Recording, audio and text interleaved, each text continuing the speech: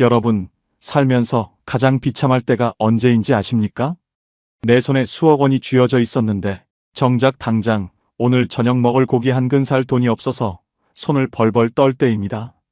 자식들 다 키웠으니 이제 내 인생 즐겨야지. 답답한 아파트 벗어나서 발길 닿는 대로 떠나보자. 혹시 지금 이런 꿈을 꾸고 계신 분이 있다면 제발 부탁입니다. 오늘 제 이야기를 듣기 전까진 절대로 그 도장을 찍지 마세요. 저는 천안에서 30년 넘게 직장 생활하며 6억 원짜리 아파트 한 채를 일궜습니다. 퇴직하던 날 저는 아내와 약속했죠. 여보, 우리 이 집 팔고 1억 원짜리 최고급 캠핑카 사서 남은 인생 전 세계 부러울 것 없이 유람하며 살자. 그때만 해도 저는 제가 이 시대의 진정한 승리자인 줄 알았습니다. 남들은 평생 꿈만 꾸는 일을 나는 해냈다는 그 근거 없는 자신감이 제 눈을 가렸던 겁니다. 근데요, 1년이 지난 지금 저는 어떻게 되었을까요? 남들은 로망이라 부르고 부러움의 상징이라던 그 1억 원짜리 캠핑카가 지금은 저와 제 아내를 천천히 말려 죽이는 쇠창살 없는 감옥이 되어버렸습니다. 오랜만에 고향 근처에 갔다가 마주친 동료의 그 비웃음 섞인 눈빛. 6억 원이나 들고 나간 놈이 왜 저러고 살아? 그 말이 제 가슴을 송곳처럼 후벼 팠습니다. 맞습니다. 분명 제 통장에는 퇴직금 1억 원과 집을 판 돈까지 합쳐 수억 원의 거금이 들어 있었습니다. 부부가 합쳐 매달 130만 원씩 꼬박꼬박 들어오는 국민연금도 있었죠. 객관적으로 보면 망할 이유가 전혀 없는 조건이었습니다. 그런데 왜 우리는 단 1년 만에 돌아갈 고향집도 없고 아픈 아내를 데리고 이 차가운 차 안에서 밤잠을 설치는 길 위의 노숙자 신세가 된 걸까요? 가장 무서운 건 돈을 다 쓴 게 아니었습니다. 진짜 공포는 내 전 재산이 어딘가에 묶여버려 단 1만 원조차 내 맘대로 꺼낼 수 없는 벽에 갇혔다는 사실을 깨달은 그 순간이었습니다. 여행 중에 만난 누군가가 제게 건넨 그 달콤한 한마디. 철민 씨, 이제 아파트 같은 건 끝났어. 이번 기회만 잡으면 천안 집 판 돈의 3배는 벌 수 있어. 저는 그 말이 제 노후를 지켜줄 황금 밧줄인 줄 알았습니다. 예전에 집을 너무 일찍 팔아서 손해봤던 그 억울함을 이번에는 반드시 보상받고 싶다는 그 조급함이 제 판단력을 완전히 흐려놓았던 겁니다. 생각처럼 쉽지 않았어요. 집을 팔고 나니 나라에서는 제가 엄청난 부자인 줄 알고 건강보험료 폭탄을 때려 부었습니다. 통장에는 당장 기름 넣을 돈 5만 원도 남지 않았는데 서류상으로는 수억 원의 땅을 가진 자산가라는 이유로 모든 지원금 대상에서 제외되더군요. 가장 비참한 게 뭔지 아십니까? 자식들은 아버지가 좋아서 나간 거 아니냐며 이제는 부모의 전화조차 부담스러워한다는 사실입니다. 병원까지 40분이라는 생각에 그게 더 무섭더라고요. 좁은 캠핑카 안에서 아내가 앓는 소리를 낼 때마다 저는 제 인생이 어디서부터 잘못된 건지 수만 번을 되뇌었습니다. 로망을 쫓았던 대가는 너무나 가혹했고 현실은 제가 감당할 수 있는 수준을 이미 넘어버렸습니다. 우리는 과연 이 지독한 돈의 늪에서 탈출해 다시 평범한 일상으로 돌아갈 수 있을까요? 아니면 이 화려한 캠핑카 안에서 서서히 굶어 죽어가는 비참한 결말을 맞이하게 될까요? 부자가 됐을까요? 아니면 더 망했을까요? 지금 혹시 여유 자금으로 새로운 꿈을 꾸시는 분들, 혹은 에라 모르겠다, 남은 돈 다 쓰고 죽자라고 생각하시는 분이 계신다면 제발 제 이야기를 끝까지 들어주세요. 제 뼈아픈 실패가 여러분의 마지막 남은 안식처를 지키는 방패가 되고 무너져가는 노후를 다시 세우는 마지막 기회가 되길 간절히 바랍니다. 천안에서 남부럽지 않게 살던 제가 왜 이 차가운 벌판 위에서 밤잠을 설치며 통장 잔고를 확인하게 됐는지 그 기막히고 현실적인 이야기 지금부터 시작합니다. 여러분, 32년 동안 한 직장에서 버틴다는 게 어떤 건지 아십니까? 매일 아침 7시 반 셔틀버스에 몸을 싣고 천안의 찬바람을 맞으며 공장으로 사무실로 뛰어갔던 그 세월 말입니다. 제 인생의 전부는 그 아파트 한 채에 다 녹아 있었습니다. 아이들 돌잔치부터 대학 졸업식까지 모든 추억이 깃든 34평 아파트를 매도하던 날 솔직히 가슴 한구석이 뻥 뚫린 기분이었습니다. 하지만 그때는 그 허전함보다 해방감이 훨씬 더 컸습니다. 이 선생, 정말 집 팔고 나가는 거야? 나중에 후회 안 하겠어? 부동산 중개업소 사장님이 도장을 찍기 직전까지 제게 물었습니다. 제 아내 현경 씨도 옆에서 제 눈치를 살피더군요. 근데요, 저는 확신이 있었습니다. 자식들은 이미 서울에서 제 앞가림하며 살고 있고 우리 부부만 이 덩그러니 넓은 콘크리트 상자를 지키고 있을 이유가 전혀 없었거든요. 통장에 찍힌 6억 원이라는 숫자를 보는 순간 저는 제가 세상에서 가장 자유로운 새가 된 줄로만 알았습니다. 혹시 여러분 중에도 그런 생각하시는 분 계신가요? 자식에게 짐 되기 싫으니 집 팔아서 내 노후나 즐기자라고 말이죠. 저도 그랬습니다. 그게 가장 현명하고 자식에게도 당당한 길이라고 믿었습니다. 내 집을 팔아 현금을 쥐고 그 돈으로 남은 생을 유람하며 사는 것. 그건 은퇴한 모든 시니어들의 꿈이자 로망 아닙니까? 집을 팔고 가장 먼저 한 일은 1억 원을 들여 최고급 캠핑카를 계약하는 것이었습니다. 은퇴한 남자의 로망은 집이 아니라 바퀴 달린 자유라고 생각했거든요. 아내 현경 씨도 처음엔 반대하더니 막상 차 내부의 원목 인테리어와 아늑한 조명을 보더니 아이처럼 좋아하더라고요. 여보, 이제 우리 진짜 매일매일 여행 다니는 거야? 그 환한 미소를 보며 저는 제 선택이 100번 1000번 옳았다고 자신했습니다. 통장에는 집한 돈 중 남은 5억 원과 퇴직금 1억 원이 고스란히 남아 있었고 매달 130만 원씩 들어오는 국민연금도 있었습니다. 그때까지만 해도 저는 이 정도 돈이면 죽을 때까지 쓰고도 남을 줄 알았습니다. 아니, 오히려 돈이 남아서 나중에 자식들에게 땅이라도 하나 사서 물려줄 수 있을 거라고 자만했죠.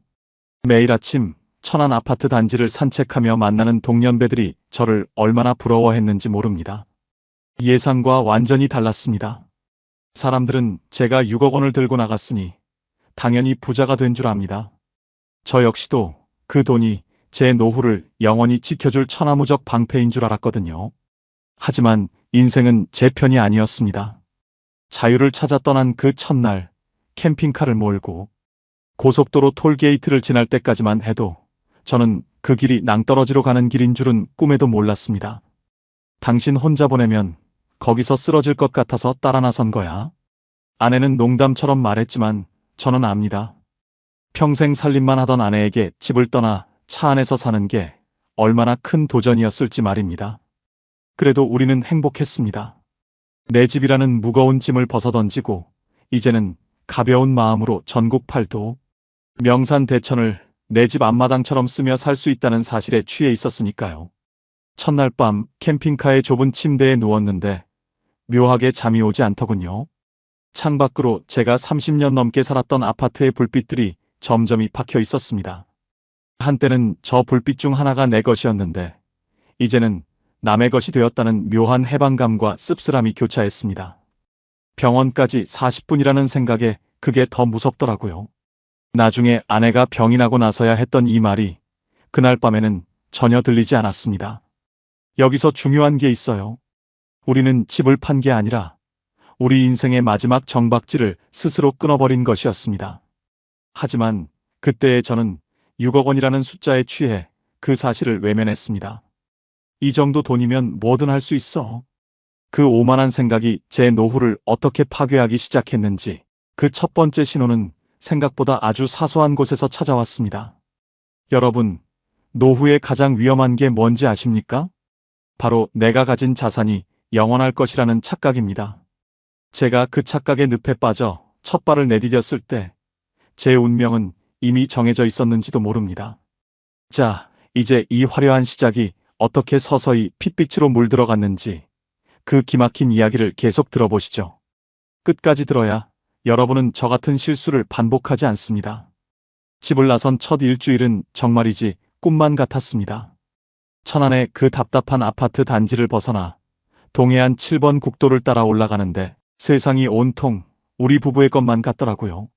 아침에 눈을 뜨면 파도 소리가 알람처럼 들리고 문만 열면 하얀 백사장이 우리 집 앞마당이 되는 생활. 여보, 우리 진짜 잘 나온 것 같아. 평생 이런 호강을 다 해보네. 조수석에서 바다를 보며 환하게 웃는 아내의 모습을 보니 제 어깨에 잔뜩 힘이 들어갔습니다. 남들은 은퇴하고 나면 집 지키느라 전전긍긍하며 손주나 봐주고 산다는데 우리는 달랐습니다. 점심에는 강릉에서 제일 유명하다는 40만 원짜리 댁에 코스를 망설임 없이 주문했습니다. 그동안 고생했으니까 이 정도는 써도 돼. 우리한테는 아직 수억 원의 여유 자금이 있잖아. 제가 호기롭게 카드를 내밀 때 주변 테이블에 앉아있던 젊은 관광객들이 저희를 부러운 눈으로 쳐다보더라고요. 그 시선이 어찌나 달콤하던지 저는 마치 제가 성공한 자산가라도 된 기분이었습니다. 부부가 합쳐서 매달 130만 원씩 들어오는 국민연금이 있으니 기름값 정도는 충분히 감당할 수 있을 줄 알았습니다. 거기에 퇴직금 1억 원은 비상금으로 고이 모셔두고 있었으니 세상에 무서울 게 뭐가 있었겠습니까? 우리는 매일 밤 전국의 이름난 명소를 찾아다니며 고급 식당에서 저녁을 먹고 비싼 수입 와인을 마시며 인생 이막의 축배를 들었습니다. 이게 바로 제가 꿈꾸던 진짜 은퇴의 정석이라고 굳게 믿으면서 말이죠. 하지만 로망은 생각보다 빨리 현실의 벽에 부딪히기 시작했습니다. 생각처럼 쉽지 않았어요. 가장 먼저 저를 당황하게 만든 건 그 화려한 캠핑카의 뒷감당이었습니다. 집에서는 버튼 하나면 쏟아지던 따뜻한 물이 길 위에서는 금덩어리보다 귀하더라고요. 매일 아침이면 물을 채울 곳을 찾아 헤매야 했고 이틀에 한 번은 고약한 냄새를 풍기는 오물통을 직접 비워야 했습니다. 여보, 물 벌써 다 썼어? 나 아직 머리도 못 감았는데. 좁은 화장실에서 아내의 짜증 섞인 목소리가 들려오기 시작했습니다. 그뿐만이 아닙니다. 34평 아파트 거실에서 각자의 시간을 보내던 습관이 남아서인지 좁은 캠핑카 안에서 24시간 붙어 있는 게 서서히 숨이 막혀오더군요. 아내는 빨래할 곳이 마땅치 않아 며칠째 꿉꿉한 수건을 쓰는 게 제일 힘들다며 한숨을 내쉬었습니다. 제가 큰 소리치며 데리고 나왔는데 이런 사소한 불편함 때문에 아내가 고생하는 걸 보니 마음이 영 편치 않았습니다. 여기서 끝이 아니었습니다. 가장 큰 문제는 바로 돈의 속도였습니다. 나갈 때는 연금 130만 원 안에서 생활비를 해결하고 나머지 목돈은 불려나가겠다고 다짐했건만 막상 길 위로 나서니 돈이 물 쓰듯 빠져나갔습니다. 캠핑카 기름값에 고속도로 통행료 그리고 매일 사먹는 외식비까지 합치니 한 달 생활비가 400만 원을 훌쩍 넘기기 시작했습니다. 이번 달만 좀 많이 쓴 거야. 다음 달부터 아끼면 되지. 저는 스스로를 안심시키며 퇴직금 통장에서 조금씩 돈을 꺼내 쓰기 시작했습니다. 여행을 시작한 지 2달째 되던 밤이었습니다. 습관처럼 천안 우리 동네 아파트 시세를 확인했는데 제 눈을 의심했습니다. 우리가 6억 원에 팔고 나온 집이 벌써 6억 5천만 원에 거래되었다는 소식이 들려오더라고요. 순간 가슴 한구석이 서늘해졌습니다. 아니, 2달 만에 5천만 원이 올랐다고? 이건 말도 안 돼. 우리는 집을 팔아 자유를 얻었다고 생각했는데 정작 우리가 버린 그 집이 무서운 속도로 우리에게서 멀어지고 있었습니다. 옆에서 곤히 잠든 아내의 얼굴을 보니 미안한 마음이 울컥 올라왔습니다. 아내는 남편 믿고 평생의 안식처를 내놓았는데 저는 그 귀한 자산을 길바닥에 뿌리고 있는 건 아닌가 싶어 밤잠을 설쳤습니다. 알고 보니 그게 아니었어요. 저는 자유를 찾아 떠난 게 아니라 가장 안전한 성벽을 제 손으로 허물고 들판으로 나온 어린 양이나 다름없었습니다. 그날 밤 캠핑카 천장을 때리는 빗소리가 유난히 날카롭게 들렸습니다. 병원까지 40분이라는 생각에 그게 더 무섭더라고요. 이 말이 제 머릿속을 맴돌기 시작한 것도 아마 이때부터였던 것 같습니다. 혹시 지금 이 영상을 보시는 분들 중에 에라, 집 팔고 떠나자라고 생각하시는 분 계신가요? 그 결정이 여러분의 노후를 지옥으로 만드는 첫 단추가 될 수 있다는 사실을 그때 저는 미처 몰랐습니다. 내 손에 쥔 수억 원이 영원할 것 같지만 들어오는 구멍 없이 나가기만 하는 돈은 모래알처럼 순식간에 사라지는 법이거든요. 제 불안은 그렇게 소리 없이 커져만 가고 있었습니다. 동해안에서 대게 한 상에 40만 원씩 쓰던 객기는 한 달 만에 꼬리를 내렸습니다. 통장에서 빠져나가는 돈의 속도를 보니 이대로 가다가는 1년도 못 버티고 길바닥에 나앉겠다는 공포가 밀려왔거든요. 우리는 여행의 방식을 완전히 바꾸기로 했습니다. 여보, 우리 이제부터는 무조건 시장에서 장 봐서 해먹자. 하루 식비 5만 원 안으로 딱 끊어보는 거야. 제 제안에 아내도 기다렸다는 듯 고개를 끄덕였습니다.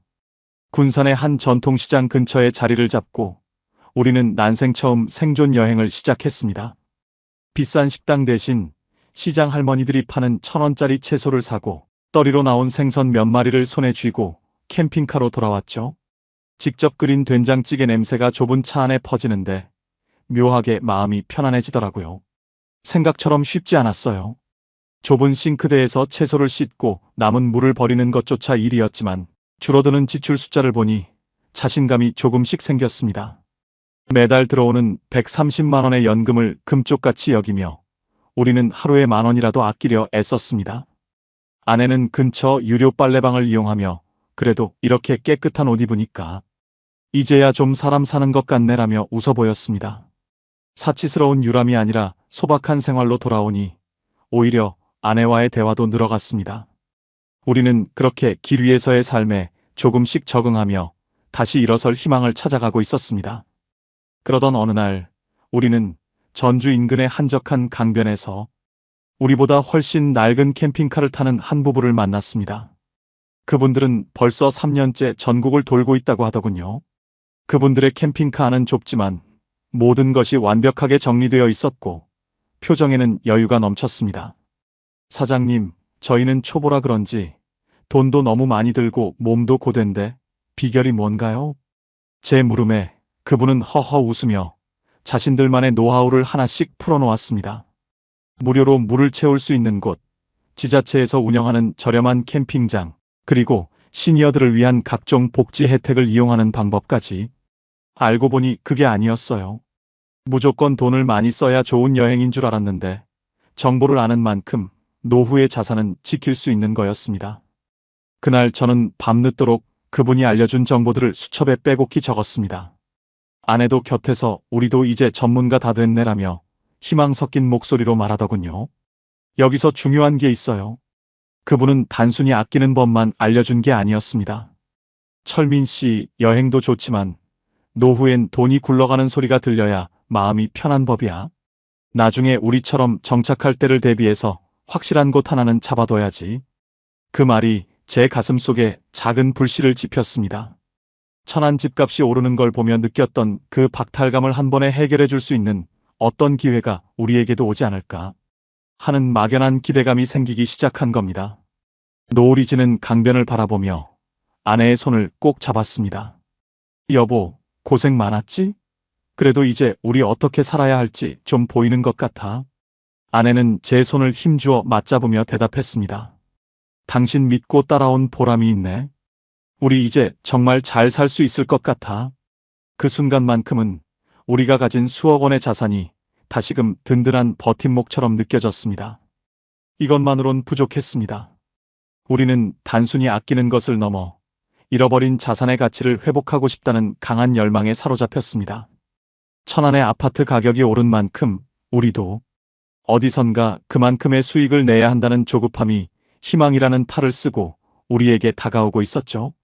그때까지만 해도 우리는 그 희망이 우리를 벼랑 끝으로 몰고 갈 올감이라는 사실을 전혀 눈치채지 못했습니다. 혹시 여러분 중에도 지금이라도 늦지 않았어? 뭔가 투자해서 노후 자금을 불려야 해라고 생각하시는 분 계신가요? 그 간절함이 얼마나 위험한 불나방의 날갯짓이 될 수 있는지 저는 그때는 몰랐습니다. 평화로운 만경강의 물결 위로 우리의 화려한 미래가 그려지고 있었고 저는 그 환상을 잡기 위해 손을 뻗을 준비를 하고 있었습니다. 그것이 우리 인생의 가장 큰 반전이 될 줄은 꿈에도 모른 채 말입니다. 군산에서 며칠 머물던 중 우연히 한 카페에서 제 인생을 바꿔놓을 사람을 만났습니다. 부동산 투자로 큰 돈을 벌었다는 박 사장이었죠. 그는 제 캠핑카를 보더니 사장님, 인생 참 멋지게 사시네요. 그런데 노후 자금은 어떻게 굴리고 계십니까? 라며 말을 건네왔습니다. 처음에는 경계했지만 그가 보여주는 해박한 지식과 여유로운 태도에 제 마음은 금방 열리고 말았습니다. 그는 제게 새만금 인근의 개발 계획도를 보여주었습니다. 철민 씨, 천안 아파트 값이 올랐다고 배 아파할 거 없어요. 거기는 이제 끝물입니다. 진짜 부자들은 지금 다 이쪽으로 몰리고 있어요. 그가 짚어주는 지도 위에는 카지노, 국제공항, 고속도로라는 화려한 단어들이 빼곡했습니다. 퇴직금 1억 원과 집 한 돈을 어떻게든 불려야 한다는 조급함이 제 이성을 마비시키고 있었습니다. 천안 집값이 오르는 걸 보며 느꼈던 그 지독한 소외감을 한 방에 씻어버릴 기회라는 생각이 들더군요. 박 사장은 본인이 아껴둔 땅이라며 지인들에게만 몰래 오픈하는 곳이라고 속삭였습니다. 이게 다가 아니었습니다. 그는 실제로 그 땅 주변이 어떻게 변할지 직접 눈으로 확인시켜주겠다며 저를 차에 태웠습니다. 저는 마치 홀린 사람처럼 그를 따라 나섰습니다. 박 사장을 따라 도착한 곳은 끝도 없이 펼쳐진 거친 벌판이었습니다.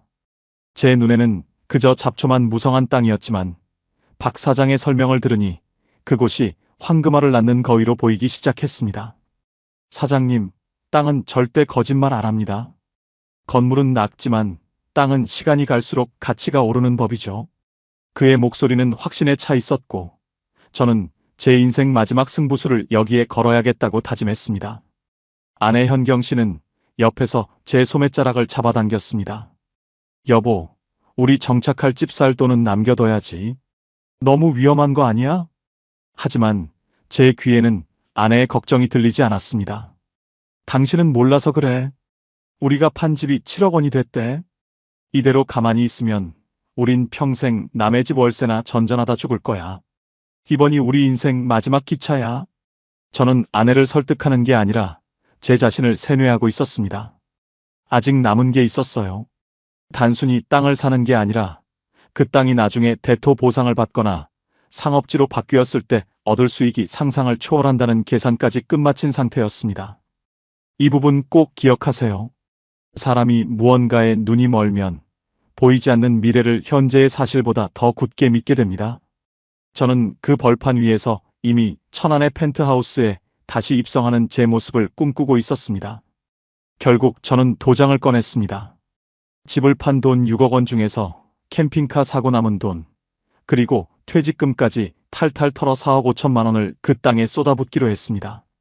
사장님, 정말 후회 안 하실 겁니다. 1년만 지나보세요. 저한테 고맙다고 절하실걸요? 계약서를 작성하는 박 사장의 웃음소리가 캠핑카 안을 가득 채웠습니다. 도장을 찍는 순간 묘한 전율이 몸을 타고 흘렀습니다. 이제 우리도 진짜 자산가가 되는구나. 이제 더 이상 집값 오르는 뉴스에 가슴 졸이지 않아도 되겠구나. 저는 그 종이 한 장이 우리 부부의 노후를 영원히 지켜줄 천국행 티켓인 줄 알았습니다. 아내는 끝내 눈물을 보였지만 저는 다 우리 잘 되자고 하는 일이야라며 아내를 다독였습니다. 여기서 중요한 게 있어요. 우리는 여행 경비로 남겨둔 약간의 현금과 매달 들어오는 130만 원의 연금만 있으면 충분히 버틸 수 있다고 생각했습니다. 땅값이 오를 때까지만 조금 고생하면 그 뒤에는 진짜 화려한 인생이 펼쳐질 거라고 믿었죠. 하지만 저는 가장 중요한 사실 하나를 간과하고 있었습니다. 땅은 돈을 먹기만 할 뿐 내가 배고플 때 단 한 푼의 현금도 뱉어내지 않는다는 사실을 말입니다. 혹시 지금 그래, 노후엔 부동산이지라며 무리하게 자산을 묶으려는 분 계신가요?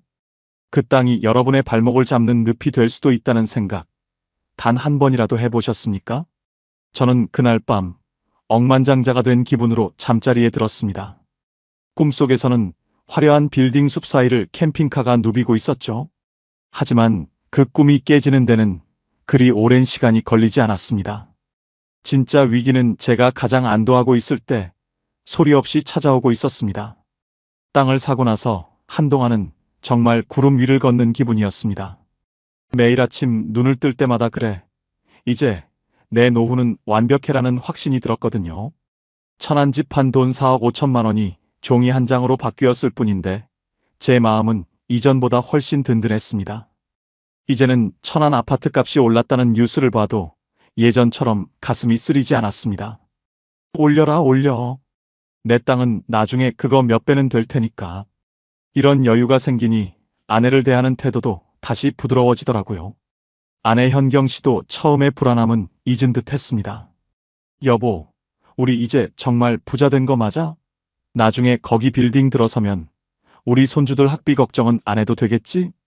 아내의 들뜬 목소리에 저는 호기롭게 대답했습니다. 그럼 박 사장이 그러는데 여기는 국가에서 밀어주는 사업이라 망할 수가 없대. 우리 조금만 더 고생하자고.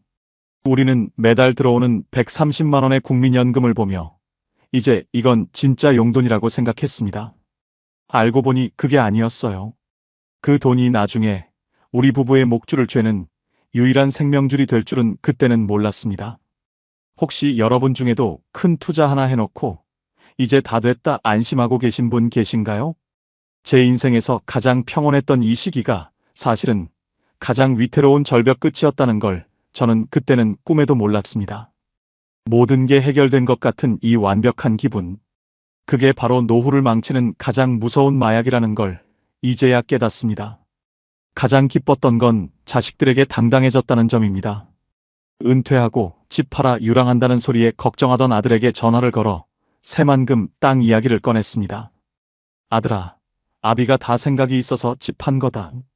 여기 땅 하나 잡아놨으니 나중에 너희 결혼 생활 힘들 때 이 아비가 큰 힘이 돼줄게. 처음엔 아버지, 요즘 땅 투자 위험하다던데?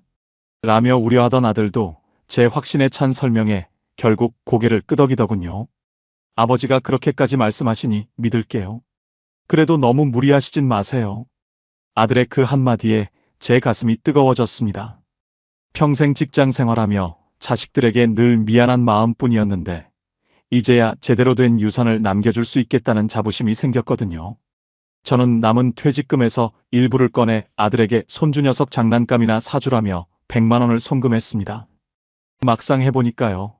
그 돈을 보낼 때의 쾌감이 제가 가진 전 재산보다 더 크게 느껴지더라고요.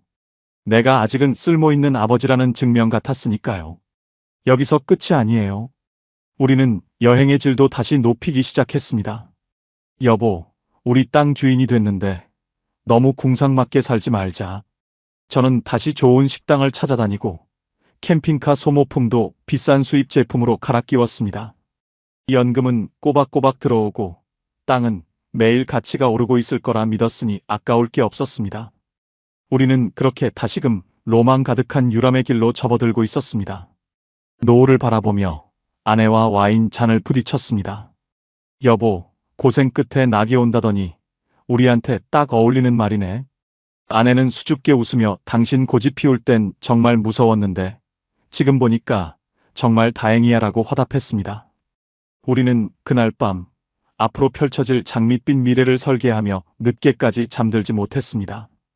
천안에 다시 돌아가면 어떤 아파트를 살지, 남은 돈으로 어떤 노후를 보낼지 상상하는 것만으로도 배가 불렀습니다.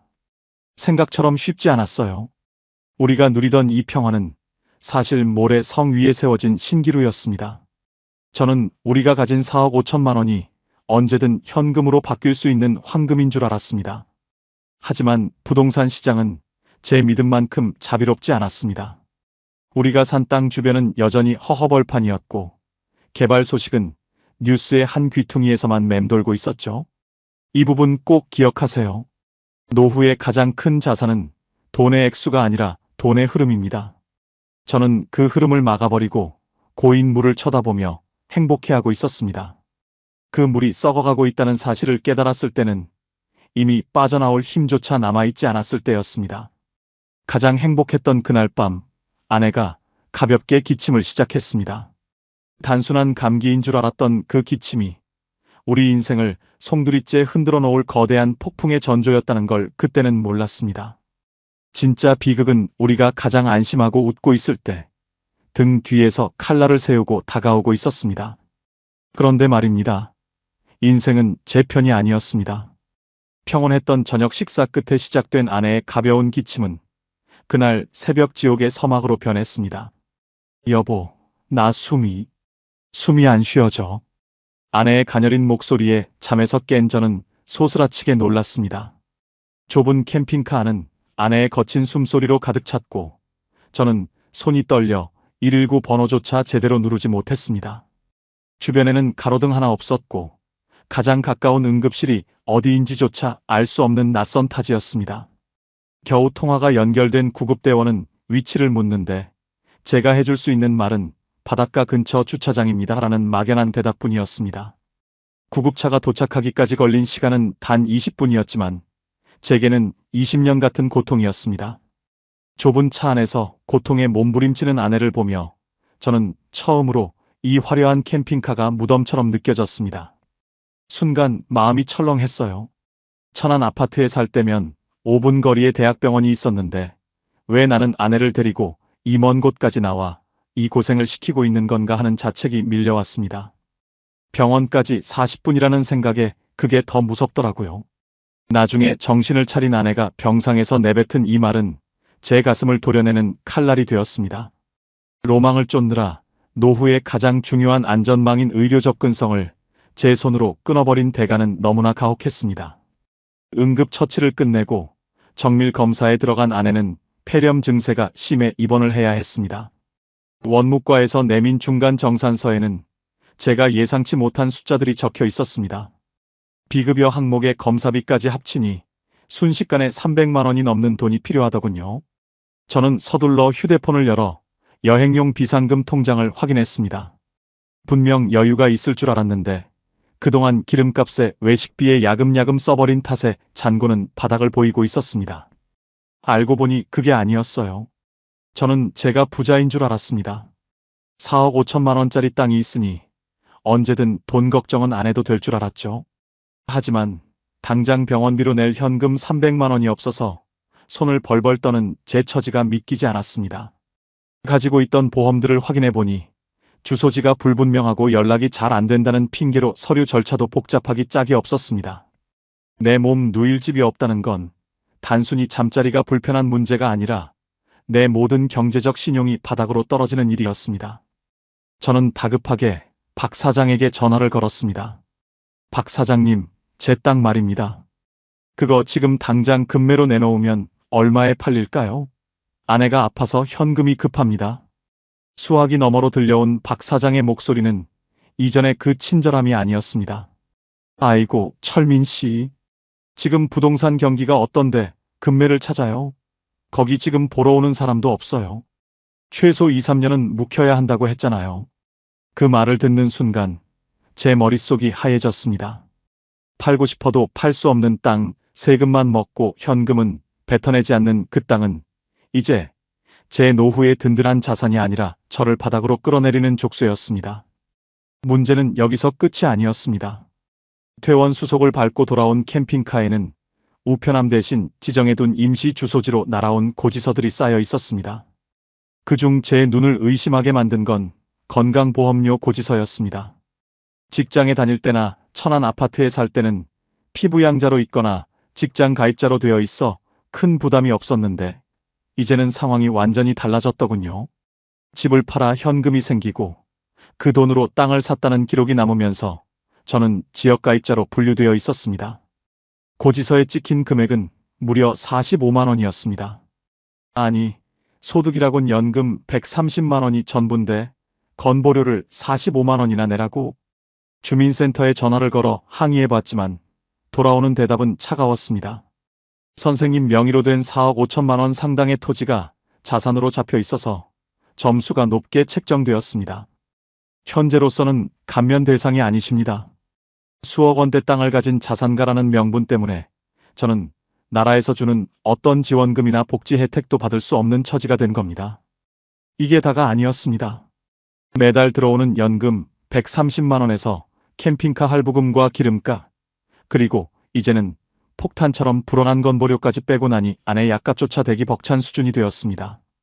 종이 위에서는 수억 원을 가진 부자인데 현실은 편의점에서 우유 하나 사는 것도 망설여야 하는 기막힌 모순. 저는 그제야 제가 얼마나 무모한 도박을 했는지 깨달았습니다. 혹시 이런 분 계세요? 땅 사두면 나중에 다 돈 된다는 말만 믿고 현금 흐름을 무시하고 계신 분들 말입니다. 그 땅이 여러분을 굶겨 죽일 수도 있다는 사실을 저는 이 고지서 한 장을 통해 뼈저리게 배웠습니다. 아내는 옆에서 기운 없는 목소리로 물었습니다. 여보, 우리 이제 어떻게 해? 다음 달 건보료 낼 돈은 있어? 저는 대답 대신 창밖의 어두운 바다만 바라보았습니다. 그때까지만 해도 저는 어떻게든 버티면 땅값이 오를 거라 믿었습니다. 하지만 진짜 위기는 제 믿음이 아니라 제 몸과 마음이 먼저 무너져 내리고 있다는 사실이었습니다. 신기루처럼 화려했던 1년의 여행이 끝나고 이제는 생존을 건 처절한 사투가 시작되고 있었습니다. 아내의 퇴원 후 우리는 갈 곳이 없었습니다.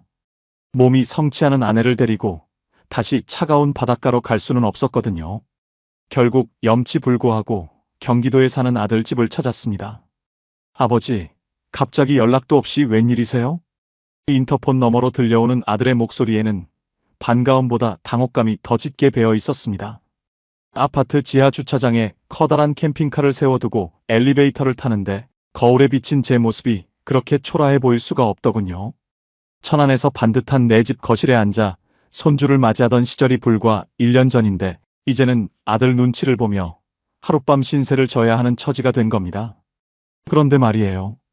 아들 집에 들어서자마자 저를 맞이한 건 따뜻한 환대가 아니라 차가운 정적이었습니다. 식탁에 마주 앉은 아들은 한참 동안 말이 없다가 겨우 입을 뗐습니다. 아버지, 천안집 판 돈 6억 원은 다 어디에 쓰신 거예요? 어머니 수술비 300만 원도 없어서 저한테 연락하셨다는 소리 듣고 제 가슴이 무너졌어요. 저는 차마 그 돈이 새만금 벌판에 묶여 있다는 말을 하지 못하고 고개만 숙였습니다. 이 부분 꼭 기억하세요. 자식에게 짐이 되지 않겠다고 큰 소리치며 집을 나선 부모가 단 1년 만에 자식에게 손을 벌리는 것만큼 비참한 일은 없습니다. 아들은 답답한 듯 핸드폰 화면을 제 코앞에 들이밀었습니다. 보세요. 아버지가 팔고 나간 그 아파트. 이번 달에 8억 5천만 원 찍었어요. 1년 사이에 2억 5천만 원이 올랐다고요. 그 집만 가지고 계셨어도 지금 이런 걱정 안 하셔도 되잖아요. 아들의 원망 섞인 외침이 거실에 울려 퍼졌습니다. 부엌에서 며느리와 저녁을 준비하던 아내는 결국 참았던 울음을 터뜨렸습니다. 나중에 알았는데요. 자식들은 부모가 집을 팔고 떠날 때 이미 마음의 문을 반쯤 닫았다고 하더군요. 자신들의 고향 같은 집이 사라진 것에 대한 상실감, 그리고 언젠가 부모가 무너졌을 때 닥쳐올 부양의 공포를 자식들은 본능적으로 느끼고 있었던 겁니다. 아버지가 좋아서 나간 거잖아요. 우리 말도 안 듣고 고집 피우시더니 왜 이제 와서 저희를 힘들게 하세요? 아들의 날 선 한마디가 제 가슴을 갈기갈기 찢어놓았습니다. 솔직히 포기하고 싶었습니다. 내 힘으로 일군 자산이라고 내 맘대로 처분했는데 그 결과가 자식의 비난과 며느리의 눈치라니요. 가장으로서의 권위는 사라진 지 오래였고 저는 그저 무능하고 욕심 많은 늙은이로 전락해 있었습니다. 그날 밤 아들 집 건너방에서 잠을 청하는데 푹신한 침대보다 캠핑카의 딱딱한 바닥이 더 그립더군요. 마음이 불편하니 몸 편한 게 무슨 소용인가 싶었습니다. 결국 다음 날 아침 우리는 서둘러 짐을 챙겼습니다. 아들은 출근하며 좀 더 쉬다 가세요라고 말은 했지만 눈길은 이미 우리를 외면하고 있었죠. 다시 주차장으로 내려와 캠핑카 시동을 꺼는데 엔진 소리가 유난히 크게 들려 주변 차들의 경보기가 울릴까봐 가슴이 철렁했습니다. 내 차 아닌데도 남의 아파트 주차장에 있다는 사실만으로도 죄지은 사람 마냥 마음이 졸여지더라고요. 이게 다가 아니었습니다. 차를 돌려 나오는데 휴대폰에 진동이 울렸습니다. 캠핑카 할부금이 2달째 밀렸다는 금융사의 독촉 문자였습니다. 매달 들어오는 연금 130만 원은 이미 건강보험료와 아내의 병원비, 그리고 약값으로 다 빠져나간 지 오래였습니다. 보험이라도 해약해서 급한 불을 꺼야 하나 싶어 서류를 뒤져봤지만 이미 대부분 해약하고 남은 건 푼돈뿐이었습니다. 혹시 이런 분 계세요? 자식에게 큰 소리 치고 집 팔았는데 막상 사정이 생겨 자식 집 문턱 넘기가 겁나시는 분들 말입니다. 그게 바로 지옥입니다. 우리는 갈 곳을 정하지 못한 채 무작정 고속도로로 차를 올렸습니다. 여보, 우리 이제 어디로 가? 아내의 물음에 저는 아무 대답도 할 수 없었습니다. 손에는 4억 5천만 원짜리 땅 문서가 쥐어져 있었지만 제 주머니에는 당장 고속도로 통행료를 낼 만원짜리 한 장이 없었으니까요. 여기서 중요한 게 있어요. 우리는 돈이 없어서 불행한 게 아니라 돈이 있는 곳을 알면서도 만질 수 없어서 미쳐가고 있었습니다. 부동산 사장님은 여전히 전화를 피하거나 기다리라는 말만 반복했습니다. 그 벌판이 황금 땅이 아니라 우리 부부를 집어삼키는 거대한 늪이었다는 걸 자식의 원망을 듣고 나서야 뼈저리게 실감했습니다.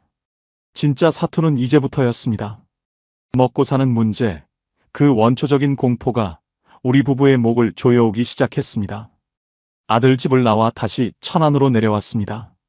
갈 곳이 없으니 결국 익숙한 고향 땅으로 돌아오게 되더군요.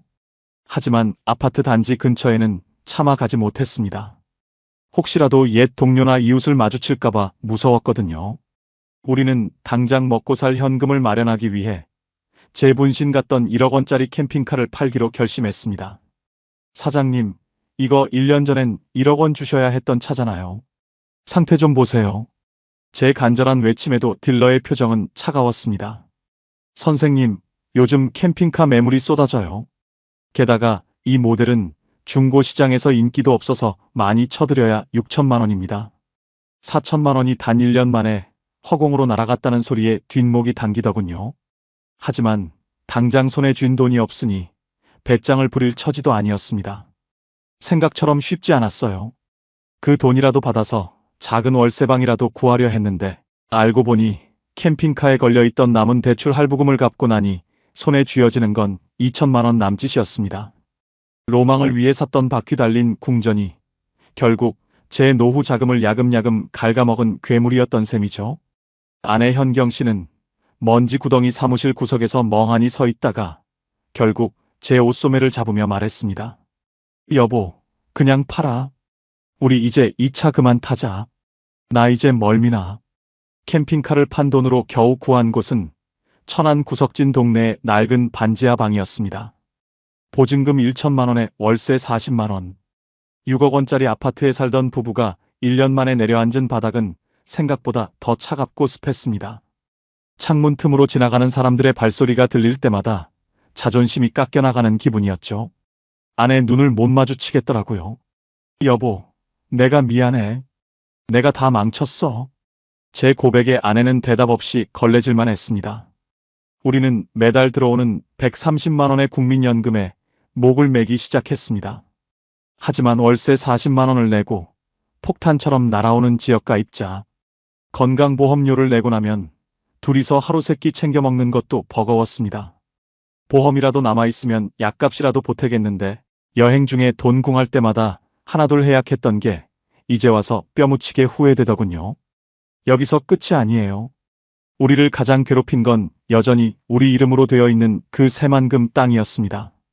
서류상으로는 수억 원대 자산가라며 나라에서는 단돈 10만 원의 지원금도 허락하지 않았습니다. 선생님, 자산이 4억 5천만 원이나 있으신데 기초연금 대상자가 아니세요. 주민센터 담당자의 기계적인 답변을 들을 때마다 저는 제 가슴을 쥐어뜯고 싶었습니다. 땅이 밥을 먹여주는 것도 아닌데 그 죽은 땅 때문에 우리는 국가의 보호망 밖으로 밀려나 있었습니다. 문제는 여기서 끝이 아니었습니다. 남은 현금이 바닥을 드러내기 시작하자 저는 67의 나이에 다시 일터로 나가야 했습니다. 평생 pen대만 굴리던 제가 할 수 있는 일은 많지 않았죠. 아파트 경비원 자리를 알아봤지만 거주지가 확실하지 않고 나이가 많다는 이유로 번번이 거절당했습니다. 이 선생, 자네 집 팔고 전국 일주한다더니 왜 이러고 있어? 혹시라도 아는 사람을 만날까봐 마스크를 꽉 눌러 쓰고 인력시장을 전전했습니다. 알고 보니 그게 아니었어요. 노후의 진짜 무기는 땅 문서가 아니라 내 몸을 움직여 벌 수 있는 매달 50만 원의 노동소득이었습니다. 저는 자존심을 다 버리기로 했습니다. 여보, 나 내일부터 상가 청소일 나가기로 했어. 조금만 참자. 제 말에 아내는 먹던 빵을 내려놓고 제 손을 꼭 잡았습니다. 고마워요. 당신 힘들 텐데. 내가 미안해. 혹시 이런 분 계세요? 여유자금 믿고 일찌감치 손 놓으려 하시는 분들 말입니다. 노후에는 돈이 나를 지켜주는 게 아니라 내가 내 돈을 지키기 위해 끝까지 움직여야 한다는 걸 저는 이제야 알았습니다. 우리는 그렇게 반지하 방에서 서로의 체온에 의지하며 긴 밤을 버텼습니다. 새만금의 그 벌판은 여전히 소식이 없었고 우리의 통장은 매달 마이너스를 향해 가고 있었지만 그래도 우리는 살아야 했습니다. 내일은 오늘보다 더 춥지 않기를, 누군가 제 땅을 제발 사가기를 간절히 기도하며 눈을 감았습니다. 이 부분 꼭 기억하세요. 준비 없는 로망의 대가는 여러분의 상상을 초월합니다. 자산이 묶인 노년에게 가난은 단순히 불편한 게 아니라 인간의 존엄성을 밑바닥까지 긁어내는 공포입니다. 우리는 그 공포의 한복판에서 다시는 돌아가지 못할 천안의 아파트를 꿈꾸며 지독한 현실을 마주하고 있었습니다. 과연 우리에게 다시 빛이 비칠 날이 올까요? 아니면 이대로 어두운 반지하에서 잊혀지게 될까요? 지옥 같은 삶 속에서도 우리는 신라 같은 희망의 끈을 놓지 않으려 안간힘을 쓰고 있었습니다. 반지하 방에서 보낸 첫 겨울은 유난히 길고 혹독했습니다. 창틈으로 들어오는 외풍보다 저를 더 떨게 만든 건 내일 당장 아내의 약을 살 돈이 없다는 현실이었죠. 저는 더 이상 물러설 곳이 없다는 생각에 평생 쥐어보지 않았던 빗자루와 무전기를 들기로 했습니다. 천안의 한 아파트 단지에서 경비 업무를 시작하던 첫날, 제 가슴속은 복잡한 감정으로 소용돌이 쳤습니다. 이 선생, 자네 정말 괜찮겠어? 여기서 아는 사람이라도 만나면 어쩌려고. 함께 퇴직했던 옛 동료가 우연히 소식을 듣고 전화를 걸어 물었습니다. 예전 같으면 자존심 상해서라도 못한다고 손사래를 쳤겠지만 지금의 저에게는 그 알량한 자존심보다 아내에게 따뜻한 국 한 그릇 먹일 수 있는 40만 원의 주급이 훨씬 더 소중했습니다. 생각처럼 쉽지 않았어요. 주민들의 갑질이나 무시보다 무서운 건 제가 살던 6억 원짜리 아파트와 비슷한 이곳을 순찰하며 느끼는 박탈감이었습니다. 하지만 매일 새벽 5시 반에 일어나 몸을 움직이니 오히려 잡생각이 사라지더군요. 연금 130만 원에 제가 경비일로 버는 120만 원 정도의 월급이 더해지니 비로소 멈췄던 우리 집의 경제 시계가 다시 돌기 시작했습니다. 비록 그 벌판에 묶인 4억 5천만 원은 여전히 소식이 없었지만 내 몸을 움직여버는 이 돈은 거짓말을 하지 않았습니다. 이 부분 꼭 기억하세요. 노후의 진짜 힘은 묶여있는 수억 원의 땅 문서가 아니라 내 주머니에 매달 꽂히는 빳빳한 현금 몇 장에서 나온다는 사실을 말입니다. 퇴근길에 시장에 들러 아내가 평소 먹고 싶어 하던 귤 한 봉지를 샀습니다. 예전에는 박스째로 사도 아무 감흥 없던 귤인데 땀 흘려번 돈으로 1만 원어치 사들고 가니 가슴이 뭉클하더라고요.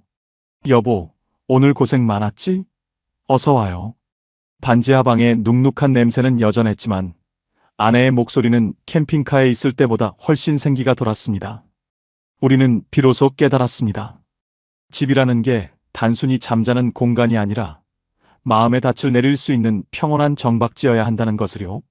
우리는 여전히 40만 원 월세를 내고 살고 있고 새만금의 그 땅은 내놓은 지 1년이 넘었지만 보러 오는 사람조차 없습니다. 그 지인은 아예 연락이 두절되었고 이제 그 땅은 우리 인생에서 없는 셈 쳐야 할 존재가 되었죠. 나중에 알았는데요. 제가 산 그 땅 주변이 개발되려면 최소 20년은 더 걸린다고 하더군요. 결국 제가 죽을 때까지 팔리지 않을 땅을 붙잡고 저는 제 인생의 가장 찬란한 노후 1년을 길바닥에 버린 셈입니다. 하지만 그 처절한 실패를 겪고 나서야 우리는 진짜 노후를 준비하는 법을 배우게 되었습니다. 보험 하나 제대로 남아있지 않은 막막한 상황에서도 우리는 포기하지 않고 지자체에서 운영하는 복지 프로그램과 시니어 일자리를 적극적으로 알아봤습니다. 서류상 자산가라는 꼬리표 때문에 여전히 지원금은 한 푼도 받지 못하지만 그래도 내 힘으로 버틸 수 있는 최소한의 시스템을 구축한 겁니다. 혹시 이런 분 계세요?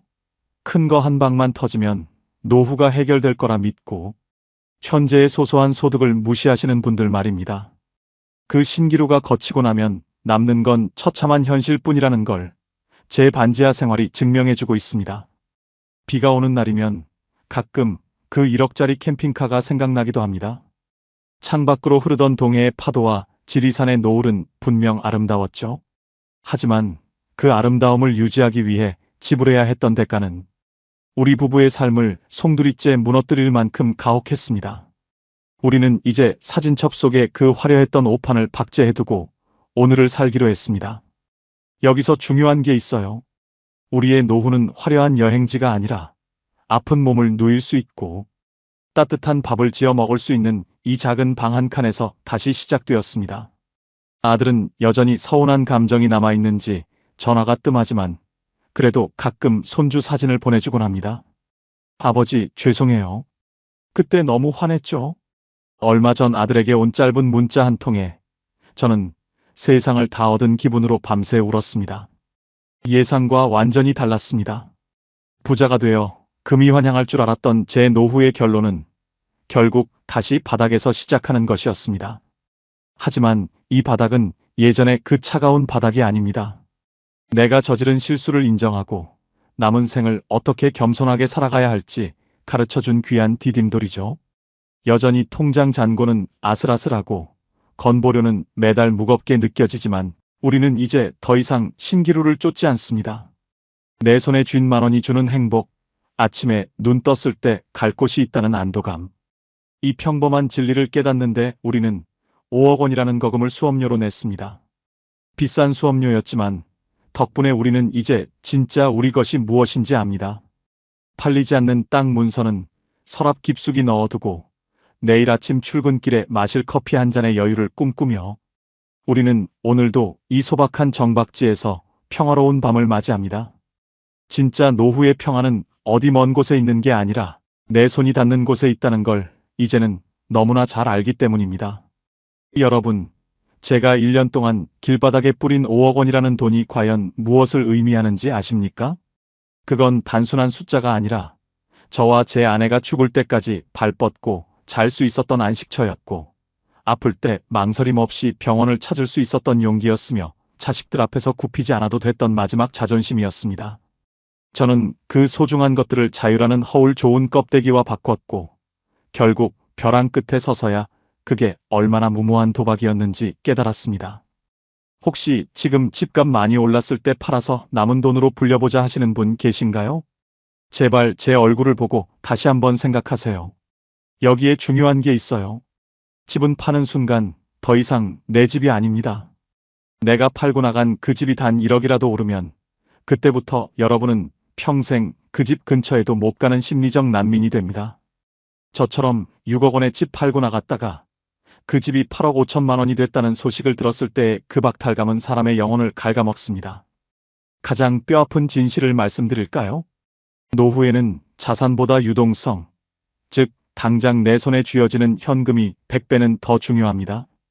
제가 새만금 벌판에 묻어둔 4억 5천만 원은 지금 저에게 아무런 도움도 주지 못합니다. 오히려 그 땅 때문에 저는 수억 원대 자산가로 분류되어 나라에서 주는 지원금이나 기초연금 대상에서 제외됐습니다. 당장 아내 병원비 3만 원이 없어서 아들한테 고개를 숙여야 하는데 서류상 자산이 무슨 소용이겠습니까? 문제는 여기서 끝이 아니었습니다. 보험도 마찬가지입니다. 당장 현금이 급해지니 가장 먼저 손 떼는 게 보험이더라고요. 미래를 위해 부어뒀던 암보험, 실손보험을 해약해서 생활비로 쓰고 나니 정작 아내가 아플 때 우리는 맨몸으로 폭풍우를 맞아야 했습니다. 여러분, 절대로 노후 자금을 한 곳에 몰아넣거나 한 방을 노리는 투자를 하지 마세요. 매달 들어오는 130만 원의 국민연금이 저에게는 그 팔리지 않는 땅보다 훨씬 더 위대하고 소중한 돈이었습니다. 이 부분 꼭 기억하세요. 준비되지 않은 노후의 여행은 낭만이 아니라 재앙입니다. 캠핑카 안에서 보던 노을보다 따뜻한 방 안에서 끓여 먹는 김치찌개 냄새가 훨씬 더 인간을 평온하게 만듭니다. 저는 그 평범한 진리를 깨닫는데 1억 원짜리 캠핑카와 4억 5천만 원의 땅을 지불했습니다. 세상에서 가장 비싼 수업료를 내고 제가 얻은 결론은 하나입니다. 내 몸 누일 집은 죽을 때까지 팔지 마십시오. 은퇴 선배들이 하던 그 말이 비웃음인 줄 알았는데 그건 뼈저린 경험에서 나온 경고였습니다. 생각처럼 쉽지 않았어요. 한번 무너진 자존심을 다시 세우는 것도 떠나버린 자식의 마음을 돌리는 것도 제가 경비 일을 해서 버는 돈으로는 채워지지 않는 구멍이 있더군요. 그래도 저는 오늘 아침에도 경비복을 입고 현장으로 나갑니다. 적어도 이제는 제가 무엇을 잘못했는지 알고 어떻게 해야 아내를 지킬 수 있는지 깨달았으니까요. 혹시 이런 분 계세요? 퇴직금 1억 원 들고 있으면 뭐든 할 수 있을 것 같으시죠? 그 돈 야금야금 쓰다 보면 1년도 못 갑니다. 자식에게 다 내주지도 말고 그렇다고 저처럼 허황된 꿈에 다 묻지도 마세요. 내 주머니에 있는 돈만 내 돈이고 내가 매달 벌 수 있는 돈이 내 노후의 체력입니다. 부끄러운 이야기지만 제 실패를 보고 단 한 분이라도 발걸음을 멈추신다면 저는 그걸로 족합니다. 이게 다가 아니었습니다. 저는 이제 더 이상 새만금의 그 땅이 오르기를 기다리지 않습니다. 대신 오늘 내가 성실히 일해받는 일당에 감사하며 그 돈으로 아내와 함께 시장에서 장을 봅니다. 노후의 진짜 행복은 로또 같은 대출 없는 땅이 아니라 내가 내 힘으로 지켜내는 오늘 하루의 평온함이었습니다. 다시는 저 같은 어리석은 사람이 나오지 않길 바라며 제 뼈아픈 조언을 가슴에 꼭 새겨주셨으면 좋겠습니다. 비참한 노후는 내가 내 집을 포기하는 순간 시작된다는 사실을 여러분은 잊지 마십시오. 여러분, 제 긴 이야기를 끝까지 들어주셔서 정말 고맙습니다. 32해 직장 생활의 훈장이었던 천안 아파트를 떠나고 1억 원짜리 캠핑카와 4억 5천만 원의 땅 문서에 제 노후를 다 걸었다가 바닥까지 떨어졌던 제 삶이 이제야 비로소 잔잔한 호수처럼 평온해졌습니다. 처음에는 그 화려한 아파트를 등지고 눅눅한 반지하 방으로 옮기는 게 인생의 패배인 줄로만 알았습니다. 경비복을 입고 낙엽을 쓰는 제 모습이 초라해서 밤잠을 설치기도 했죠. 하지만 지금은 깨달았습니다. 남의 눈치 보느라 텅 빈 통장을 부여잡고 억지로 품위를 지키는 것보다 내 힘으로 땀 흘려 번 단돈 1만 원으로 아내에게 따뜻한 붕어빵 한 봉지 사줄 수 있는 지금이 제 인생에서 가장 당당하고 행복한 시간이라는 것을요.